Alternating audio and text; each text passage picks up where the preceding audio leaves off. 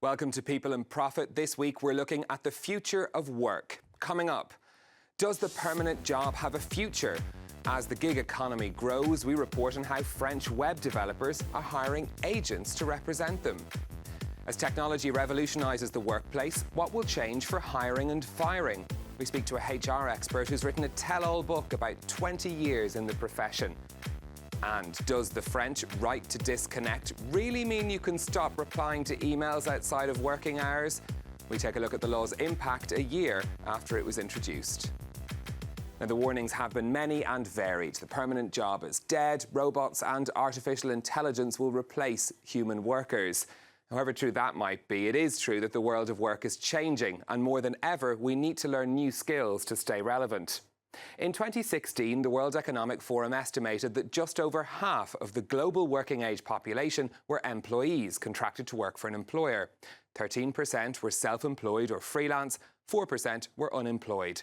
Studies in the United States say a significant proportion of new jobs created since 2005 have been in alternative work arrangements. Platforms like Uber or Didi in China have helped to accelerate this trend. In some industries, workers are choosing temporary or contract work to maximise their income. This report from Valérie Lebon. For the past 9 months, Fabien has been setting up an app for this recruitment company. But though he spends his days in their offices, he is his own boss. After taking a risky gamble 2 years ago, which so far has paid off. I've doubled my income since going freelance. A journey he began by taking on an agent specialising in web developers. They find Fabien work suited to his ambitions and take tiresome tasks off his hands. Top 5 takes the weight of all the negative aspects of going freelance. The commercial side, the admin side, the secretarial side, and the accounting side. And they also take care of my online reputation. In a hugely competitive market, highly skilled developers like Fabien are in demand. And by going through an agent, companies are given a guarantee the job will be completed. For this, they're willing to pay the price. The more specialised you are, the more sought after you are. So it's really difficult to attract them, to keep them, when they're surrounded by others who want them. Whatever the contract, the digital sector is one of the rare fields where developers hold the power over their employers. We cater to everything they ask for. They can change jobs in a matter of days if they want. All this has contributed to a sort of celebrity status for this profession. In an ever-evolving sector, agents justify rising costs by offering developers trained on the latest technologies.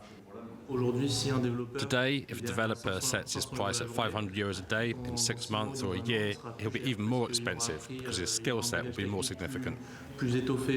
As the digitalisation of society deepens, a bright career lies ahead for developers. Between now and 2022, the sector is expected to create over 100,000 jobs in France. Well, that's the case in one industry where skilled workers are very much in demand. But what about the rest of us? Well, to talk about this, I'm joined in studio by Didier Bille, who's written a book about his experiences working in human resources, hiring and firing people. The book is called, roughly translated, HR, the Mincing Machine. Didier Bille, thank you very much for speaking to us. You're welcome. Why did you call your book that? Well, honestly, it wasn't my choice. It was the editor choice. My vote was for HR, recruiting, breaking, firing. But at the end of the day, it was the grinding machine.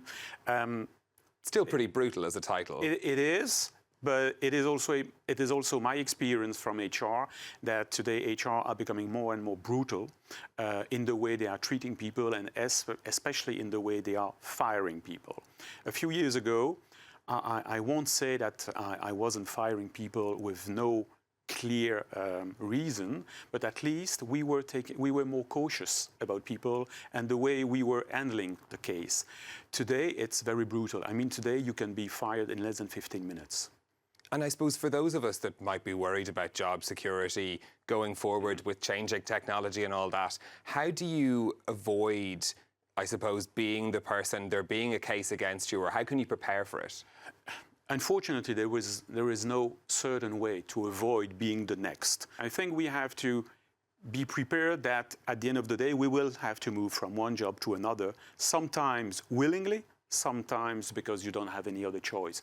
But it's a fact, and no one will stay within the same company for life, that's for sure, but even for 10, and maybe in the future, even for 5 years in a row.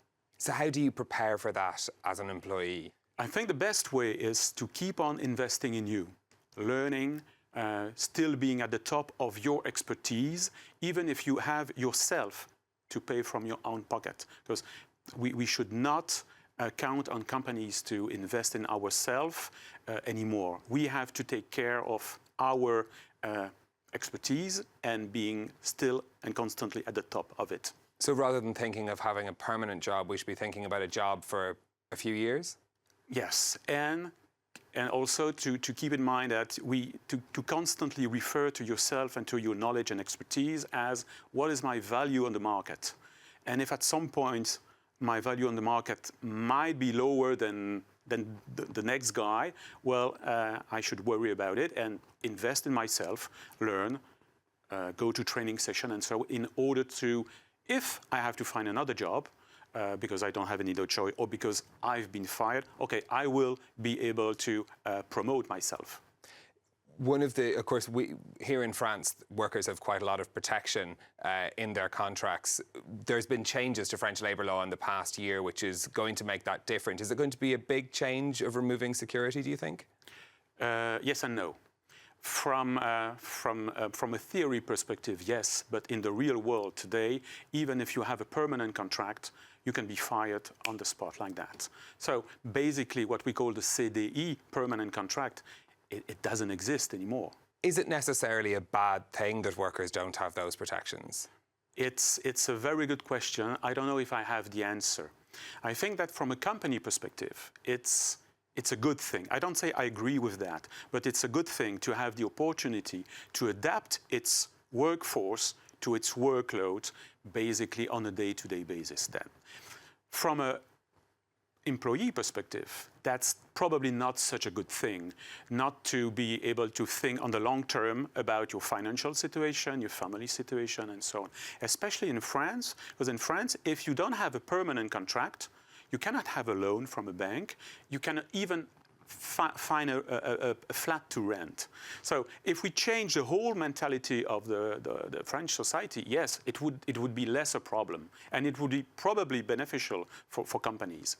So there's lots of changes really that have to be made. Another change that technology has brought to our working lives is being more connected to our jobs outside of working hours. In January of last year, a new law came into force in France, introducing a right to disconnect for workers.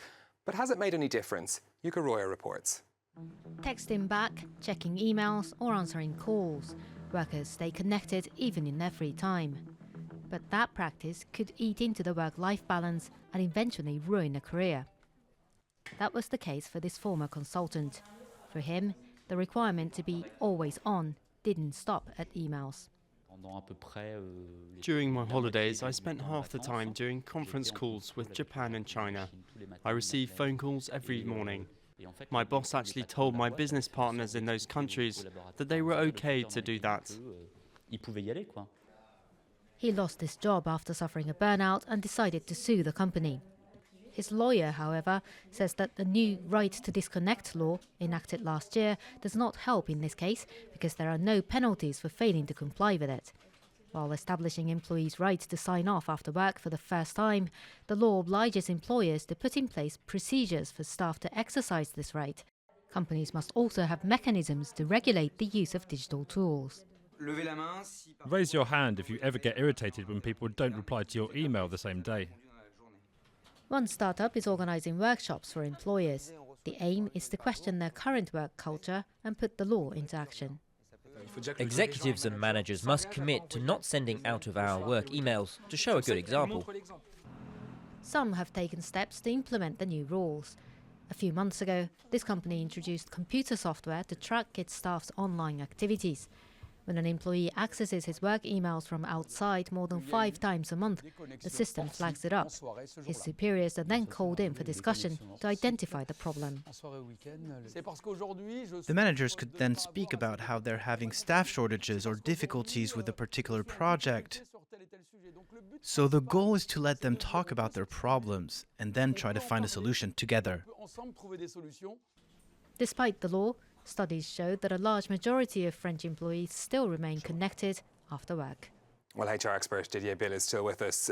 When we look at that report, it doesn't look like that law has made a massive difference for workers. Is there much that can be done to prevent this being always on problem? I think that it's a real concern for companies, that the fact that people are being connected constantly, and they're not stupid, they know that at the end of the day, the efficiency of that is not very high. Now, I think that the answer won't be a technical one.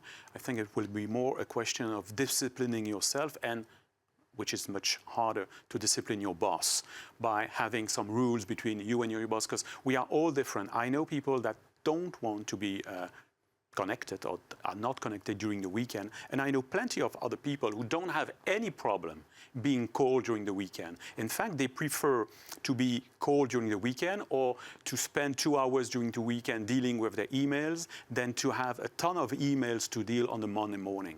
Is it something that comes up in HR interviews, people not being available or being too available?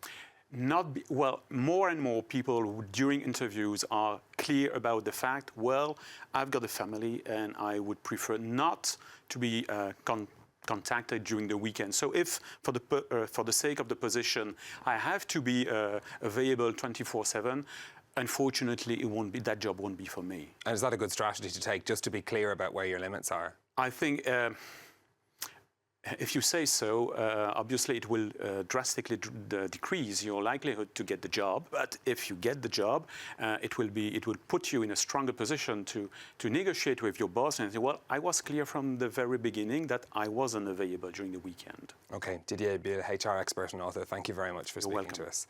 Well, that's it from us for this week. Do get in touch with your thoughts, though, on the future of work. You can find us on Facebook at France 24 Business, or you can tweet me at NewStephen. Until next time, thanks for watching.